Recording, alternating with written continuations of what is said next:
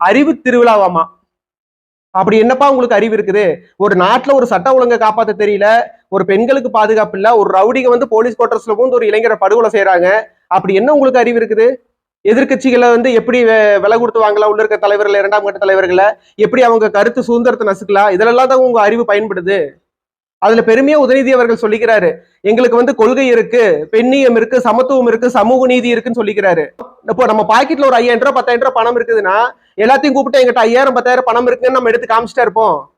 எதுக்கு எங்கிட்ட கொள்கை இருக்கு நீங்க மக்கள் இடத்துல பதிவு பண்ணிட்டு இருக்கீங்க? ஏன்னா அந்த கொள்கை உங்ககிட்ட நீர்த்து போச்சு. அந்த நீர்த்து போன கொள்கை மக்கள் இடத்துல வெளுத்து போச்சு. அதுக்காக இல்ல நாங்க திருடன் இல்ல, எங்க அப்பா குதிரைக்குள் இல்லைங்கிற மாதிரி எங்ககிட்ட கொள்கை இருக்கு, சமத்துவம், சமநீதி, பெண்ணி எல்லாம் இருக்கு, நீங்க வந்து கட்டுக்கதையை கட்டி விட்டுட்டு இருக்கீங்க மக்கள் இடத்துல. உங்ககிட்ட கொள்கை இருந்தா நீங்க கொள்கையை கொண்டு மக்கள்கிட்ட நீங்க சேர்த்திருந்தீங்கன்னா, அந்த கொள்கையை நீங்க கடைபிடிச்சிருந்தீங்கன்னா மக்களே ஓட்டு போயிருவாங்க, ஓட்டு போட்டு போயிருவாங்களே. எதுக்கப்பா 500 1000 மக்கள்கிட்ட கொண்டு கொடுத்து நீங்க ஓட்டு பிச்சு எடுக்கிறீங்க? இதுல வேற சத்தியமெல்லாம் வாங்கிக்கிறாங்க உங்களுக்கு தான் ஓட்டு போடுவேன்னு சொல்லிட்டு.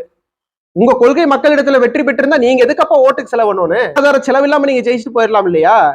அதெல்லாம் கிடையாது. திராவிட முன்னேற்ற கழகத்தை பொறுத்த வரைக்கும் இன்றைய அளவுல மக்கள் மத்தியில கொள்கை அப்படிங்கிறது எடுபடல. உங்களோட கொள்கை எதுவுமே எடுபடல. உங்களோட மக்கள் நல பணி எதுவுமே வந்து மக்களுக்கு திருப்தி இல்ல. அவங்க ஆன்டி இன்குபென்சி வந்து நாடு முழுவதும் பரவி இருக்கு. அது உங்களுக்கு எல்லாமே தெரிஞ்சிருக்கு.